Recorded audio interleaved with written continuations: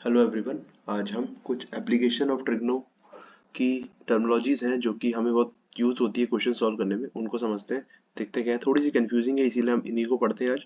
देखिए, सबसे पहले हम बात करेंगे कि लाइन ऑफ साइट क्या होती है। देखिए, लाइन ऑफ साइट और हॉरिजॉन्टल लेवल दो चीजें हैं। हॉरिजॉन्टल लेवल बेटा, जैसे मान लीजिए मैं यहाँ पे खड़ा हूँ, ऑब्जर्वर हूँ।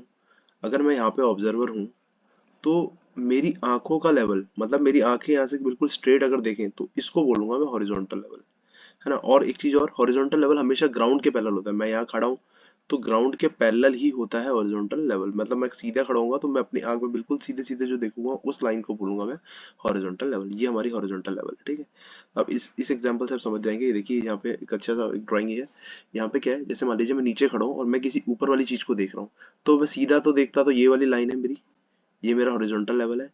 अब यहाँ से मैं ऊपर देखूंगा किसी ऑब्जेक्ट को, मान लीजिए मैं इसको देख रहा हूँ, तो ये मेरी यहाँ से इसको देखते हुए एक स्ट्रेट लाइन अगर मैं बनाऊं तो ये मेरी लाइन ऑफ साइट है, लाइन ऑफ साइट। और हमेशा हॉरिजॉन्टल लेवल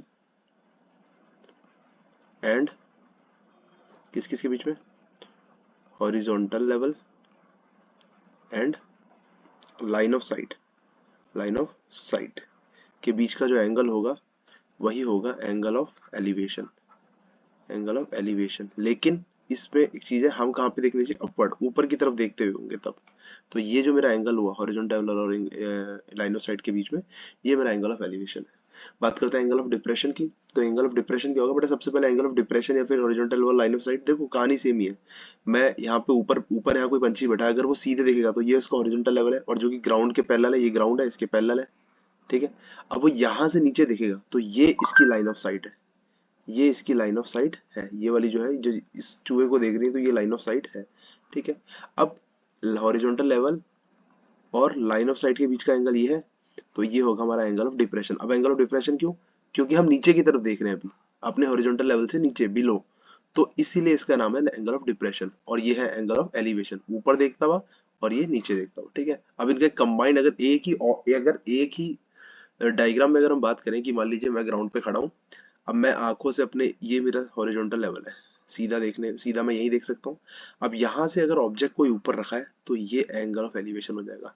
इस केस में ये मेरी लाइन ऑफ साइट होगी। अगर यहाँ से ऑब्जेक्ट, इस हॉरिजॉन्टल लेवल से ऑब्जेक्ट नीचे रखा है तो ये मेरा एंगल ऑफ डिप्रेशन होगा, और इसमें लाइन ऑफ साइट ये होगी। क्लियर है। इसी से रिलेटेड कॉन्सेप्ट होते हैं और इसी से रिलेटेड हम क्वेश्चन चालू करते हैं। जब भी हम करते हैं तो हमें ये line of side, angle of elevation, angle of depression दिया होता है, 30 डिग्री 20 डिग्री।